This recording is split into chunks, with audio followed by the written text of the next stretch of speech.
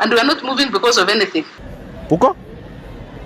Nini ni wewe? Si nimekuambia tu kuja hapa mali archives ilikuwa kitambo. There has been talk of relocating the Kenya National Archives, the building that people regard as the CBD meeting point. Sabinaju is the next landmark that will be used, guys. And the building that also holds a lot of history of the country to a more secure, with limited traffic, and a setting where history does not compete with the city noise. But the question is the country ready for this? And if we are ready, what will happen with this iconic building?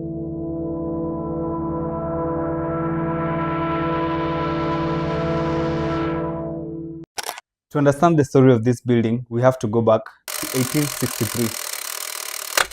The bank was established in Calcutta as a rupee-based bank, but going to the following year, 1864, the bank opened a branch in London, which led to its reserves being converted to sterling pounds and the Indian directors being removed from the board in 1866. The disagreement was part of a shift towards Anglicization, which is a process of changing foreign elements such as words, names, and customs to sound more English, like Roma to Rome. So the bank changed its name to the National Bank of India, and the history of the bank would be acquired by Greenlace Bank, which became ANZ Greenlace and was ultimately acquired by Standard Chartered Bank. At the same time, something was happening in Africa. What is it? Colonization. And the British were doing this extensively. They had established the East Africa Protectorate in 1895, confiscating fertile land and imposing labor laws such as the hard tax to create a cheap labor force. On the British farms, or should I say the African farms, they planted things like tea and coffee, which Africans were not allowed to plant them on the parts of land left to them. So business was booming and a lot of money was being generated, but the British did not have a place to keep it. So the National Bank of India, now London-based, saw an opportunity and opened their first bank in the country. The bank opened its first branch in Kenya at Mombasa in 1896, and it coincided with the construction of the Mombasa-Kisumu Railway, for which the National Bank of India was appointed the official banker. Following the growth of Nairobi as a railway center, the National Bank of India opened its first inland branch there in 1904. It opened its first branch initially in a small tin shack on Government Road, now commonly known as the Moi Avenue. In 1928, the bank commissioned a new, more impressive building and gave architect Howard Archer of the firm Cobb and Archer the contract to build the design. Archer chose a neoclassical style which was popular at the time, featuring Greco-Roman columns and a Mangalo tiled roof.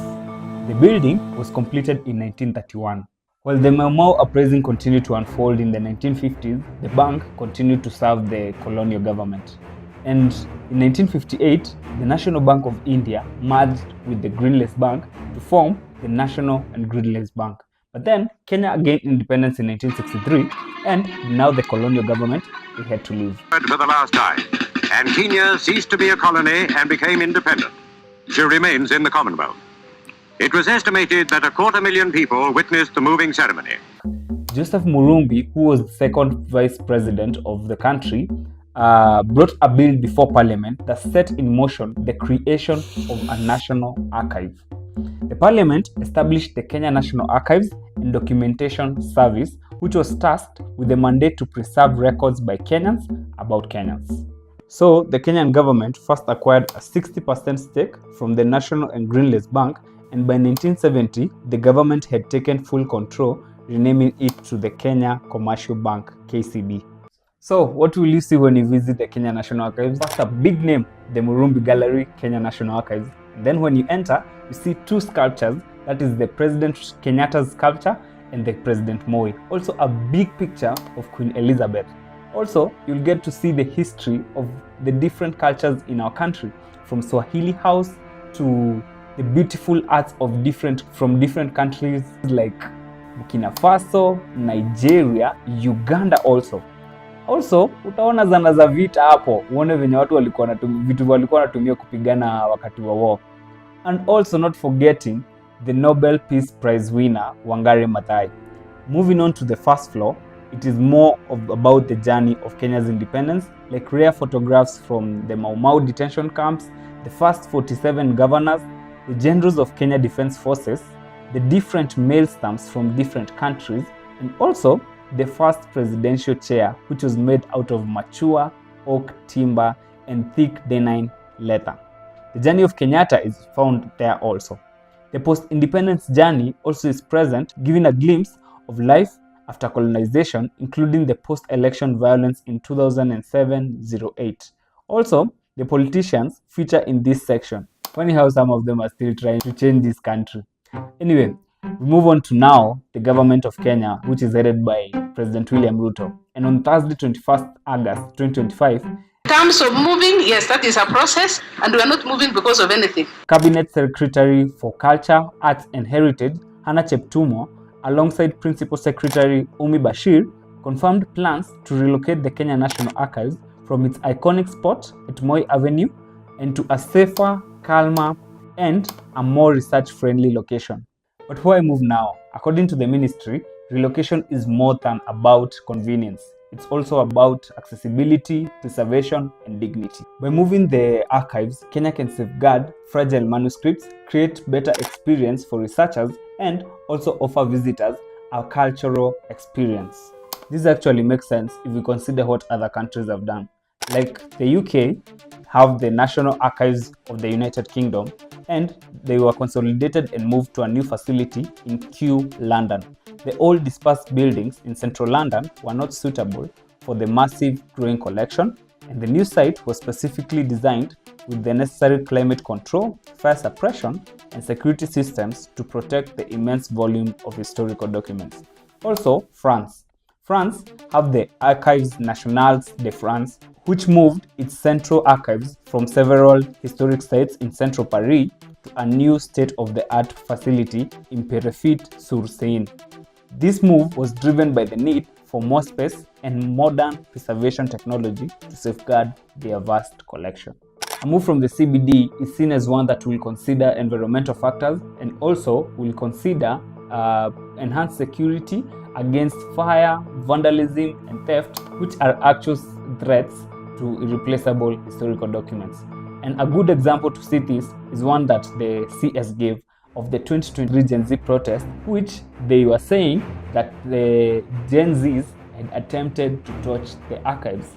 And also something that could be really pushing for this move, something that the UK recently did.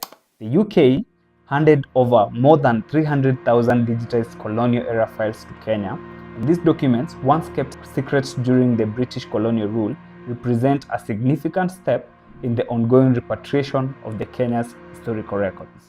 So, where could the National Archives relocate to? The ministry has not yet confirmed the new site that the National Archives could relocate to, but a strong contender is the Uhuru Gardens, which is already a national monument and museum that celebrates independence from the British Empire on 12 December 1963. Other suggested sites include Museum Hill for cultural clustering near Nairobi National Museum, and Karen, which offers serene grounds but raises questions of accessibility. All these suggestions are good, but they are far away from the city. But something also we should consider is the relocation cost. The ministry has not provided an official figure for the relocation, but something we should know is that it will cost billions of shillings. To get a sense of scale of this, let's take some of the government projects that have been already done. The former President Uhuru Kenyatta's government developed Uhuru Gardens itself, and it was a massive project with reports citing a cost of around 15 million shillings, and also it was unbudgeted. Gardens Museum. You don't see it anywhere in government budgets, but it's been built. So these are the kind of projects. Do you know how much? That, for example, I think in the last financial year, we've spent close to 15 billion in that project. To happen, the ministry has to follow a long process that is a procedure governed by law, including in the Public Finance Management Act and the Public Procurement and Asset Disposal Act. First, the ministry must prepare a detailed proposal and feasibility study, which includes a technical and financial analysis, as well as a mandatory environmental and social impact assessment. This study is crucial for justifying the project's necessity and cost. The proposal then moves to Parliament for approval and is included in the government's budget policy statement, where it's debated and scrutinized by the parliamentarians. This also ensures that it aligns with the national priorities and also undergoes public participation, then watu watatoa maoni zao.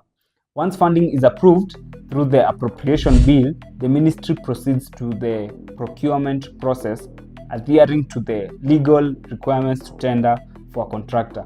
The final stages include a physical construction of the new facility and the expert-led relocation of the fragile historical documents. But what do you think of this move? Should it be done now with all the other challenges that the government is facing? I'm Eric Mugo, and this is News Diary.